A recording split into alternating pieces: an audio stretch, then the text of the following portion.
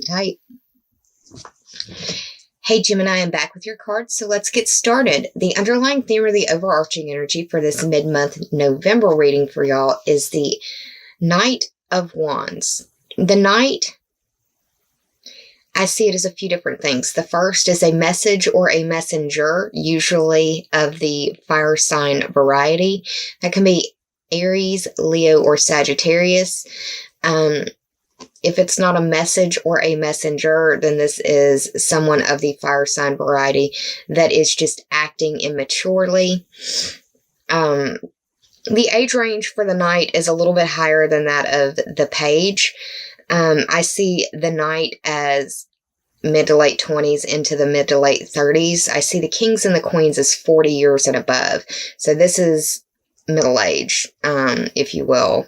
The, late 20s, 27, 28, 29, to late 30s, 37, 38, 39.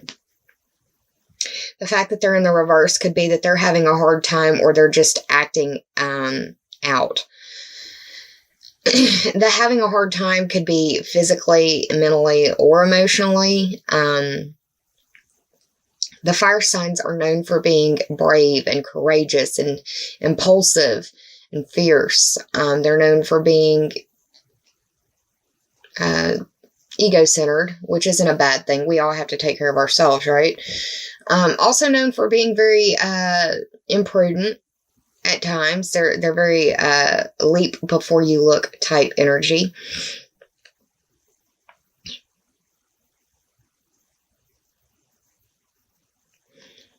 It could be that you are feeling like the Knight of Wands, or you are dealing with somebody of the Knight of Wands energy in reverse. Now, they're going to come from a subjective point of view, not an objective point of view. It's going to be a very personalized view of the world. And possibly self-centered, possibly only thinking about themselves. And it may be that the situation in their world requires them to be more self-centered. So be understanding, Gemini.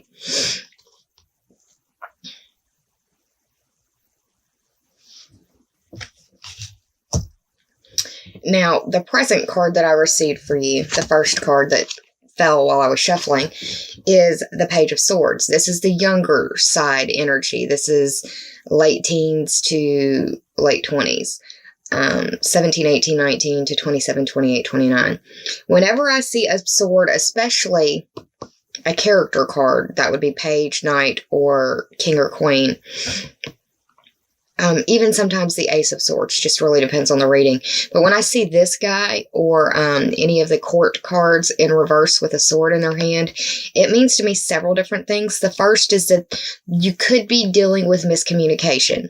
Now, as a reader, I don't like to say somebody's lying to you, because that may not be the case. There are situations and instances where an individual is being dishonest, but they don't know that they're being dishonest. They're just funneling the information that they've been fed. And there could be an air of confusion because of this cloud right next to this guy's head. It could be foggy. It could be nebulous. It could be hard to understand. It could be confusing.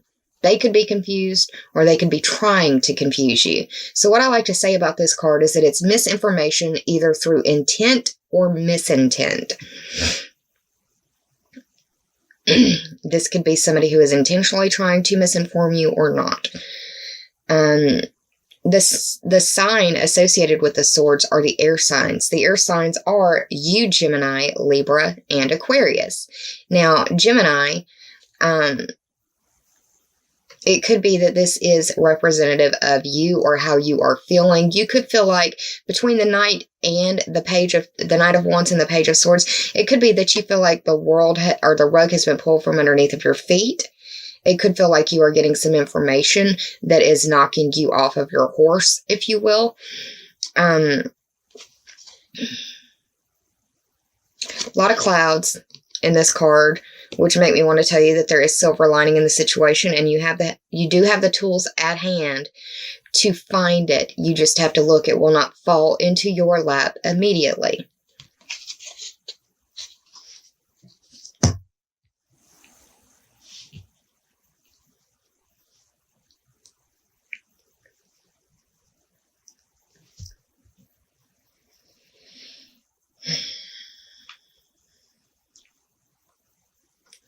The second card that you received, which is representative of the past, is the Five of Cups. And this is a grief card for me. All in black. But whenever I see this card, I tell the story, I guess, about me a little bit. I see or saw myself in this card very much after the fire, where I was focusing on everything that I had lost and I wasn't paying attention to the few things that were saved, like, say, my life or my vehicle.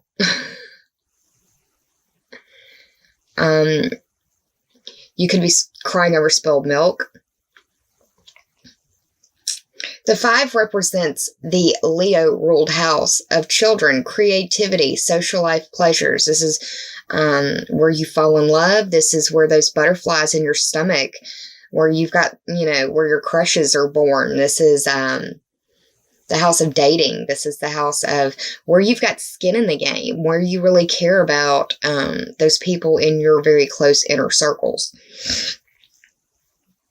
The cups represent water sign energy, and the water signs are Cancer, Scorpio, and Pisces. You could be dealing with a Cancer, Scorpio, or Pisces, or you could just be feeling very emotional or feeling as though there is some sort of grief in your Leo sector house, dealing with children, creation, social life, or pleasures, or even your romance and dating situation.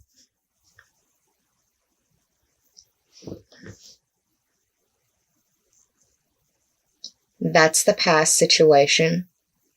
The third card, this is the obstacle, which is kind of weird because this is a good card. This is a karma card. This is childhood. This is happy childhood. This is happy memories and nostalgia.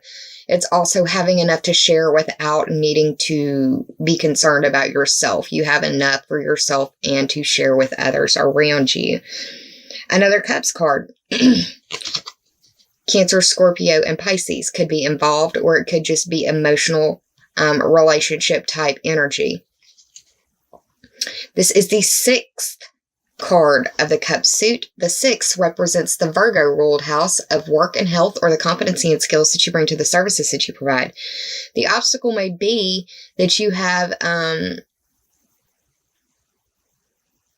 really good work relationship with someone and people talk. If there's too much good chemistry going on, people talk. And this is really one way that I'm seeing it play out, is that it may be an attraction that you're trying to hide as well because of the Page and the Wand. The Page and the Knight of Wands being in reverse. Everything else is upright. It may be something that you're trying to keep undercover. But there's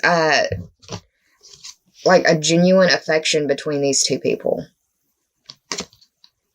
I feel like it involves at least a fire sign. I want to say an Aries because of this red hood right here, because red represents fire signs for me, and the head is ruled by Aries.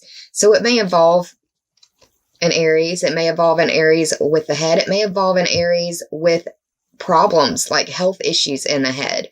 That could speak to me because I've got PTSD issues and I am an Aries sun. You see how this stuff kind of plays out? There's a lot of flowers in this card as well. I don't know why I'm getting this, but it feels like it could be that with this grief card right here and the 3 being the obstacle, it could be that you're having to say goodbye to someone or something or some situation in work or health. And I'm only relaying that because the grief card is here. The minor arcana grief card is here. And we have this numerology of the 6th house between work and health. This message may just be for one person. I'm going to still continue, though, because I give the readings as they come to me. The 4th card that I pulled for you, and this represents the help in the situation, is the 9 of Cups. This is traditionally known as the wish card. I like to look at it as the fat and sassy card. You're happy, you have everything that you need around you and then some. You don't necessarily need any more, but it'd be nice to have that last one to make the full set, right? It's the wish card. It's the fulfillment. It's being fully fulfilled. And I can't help but notice another red hat right here. It's like it's dealing with an Aries in the head some way. Once again, the Cups cards or the cups in the card represent the water sign energy. Water signs are Cancer, Scorpio, and Pisces. I have a feeling that you're dealing with someone who has some water and fire sign energy, and it's affecting you on a very deep level. I know of one individual in my world right now that this very much speaks to. And people who have viewed my channel for a few months now actually may have seen a video that I put up about her. I have since taken it down. I'm not going to give any more details about it because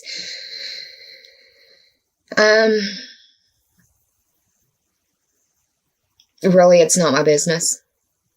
But aside from that, it involves someone that I know is a Gemini and a little girl that I believe has some very strong Aries in her. The final card that I pulled for you, which may be the possible outcome, which makes a lot of sense for me, it's the Nine of Swords. I didn't cover what the 9 and the 9 of Cups meant, so the 9 for the 9 of Cups and the 9 for this, because I used the numerology up top to correlate to the astrological houses. The 9 is the house of Sagittarius. That's your long distance trips, your higher education. That is philosophy, religion, the study of foreign language, the study of philosophy and religion, the study of astrology, legal system matters, political system matters. It's foreign people, foreign places, and foreign things. And this right here is the Insomnia card.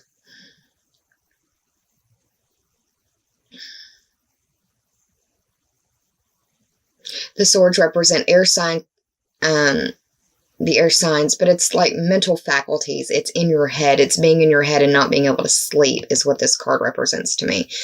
And the way that it's across, that's how it looks. It's like this is a present situation, either being misled, or misleading to other people. The past is this 5 of Cups. And then the possible outcome is this 9 of Swords. So it's like you're flanked on either side by worry, sadness, anxiety.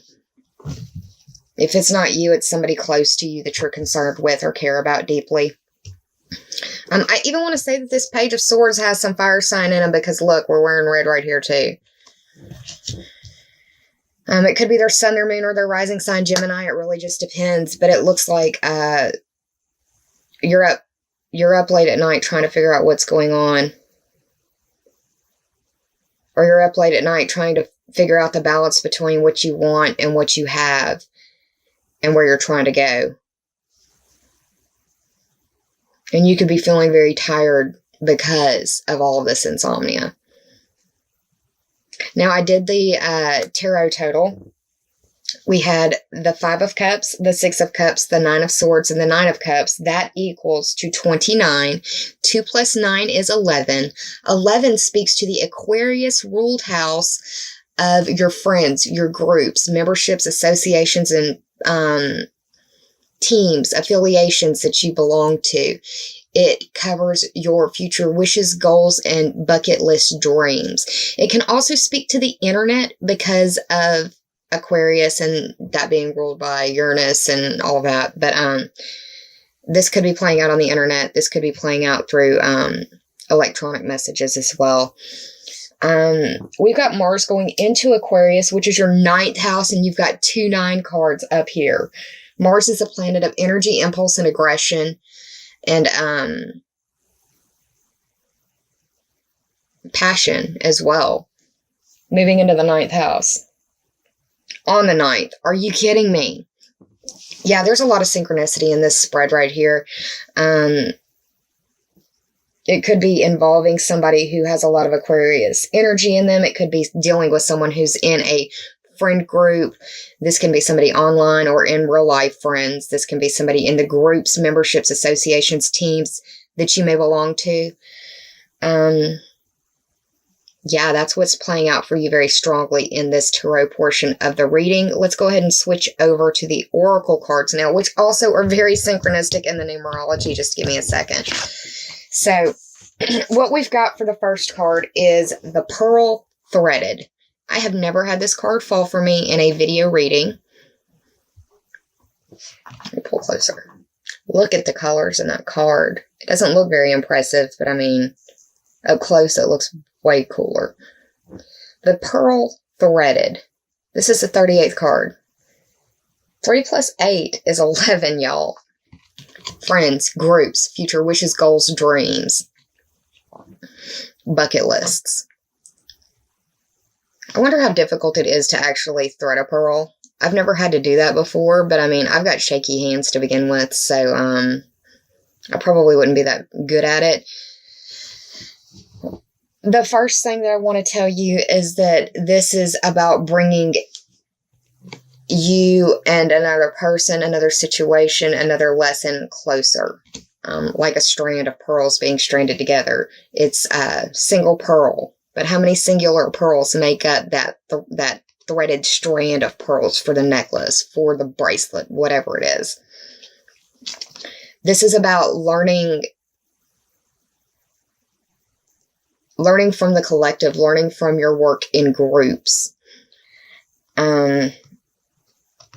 This also speaks to there being an energetic shift from the feeling of depletion to renewal.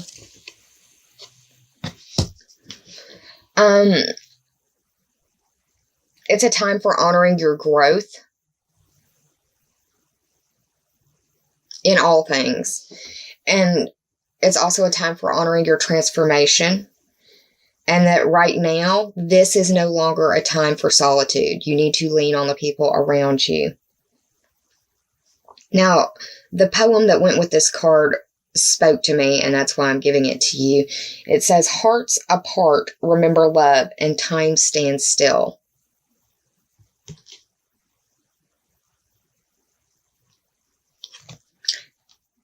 The Pearl Threaded. The second card that you received is the Dance of the Planets. Check your sun, your moon, and your rising sign for the placements for your other major energetic areas of life. But yeah, for you, this is the 12th house. That's the house of secrets and dreams and repression and self-limitation. But this is the 56th card of this 70 card deck for the Journey of Love. 5 plus 6 is 11. Once again, the Aquarius ruled house of your friends, your groups, your associations, your teams that you belong to, the future wishes, goals, and dreams that you have on your bucket list. Dance of the Planets is pretty self-explanatory. There's a lot going on in the cosmic energetic world. And that forces that are larger than yourself are at play here, meaning that you can will it away or want to will it away, but you just aren't strong enough to move the planets. This planetary dance that is occurring on top of you and through your world is impacting your destiny, and it's for your growth. It's to make you be a better human being. You need to have trust in divine timing and in the divine order of things. You need to also trust, acknowledge and believe, and then trust in the synchronicities or the coincidences or the happenstances that are occurring in your world right now. They're trying to get your attention for a bigger message. Pay attention to the timing and the rhythm of your life right now. Because big shifts are coming thanks to planetary energy. And right now is a really good time for you to just ride the cosmic wave and embrace the serenity prayer. Also, pray for grace. Pray for grace during these shifts, during these changes.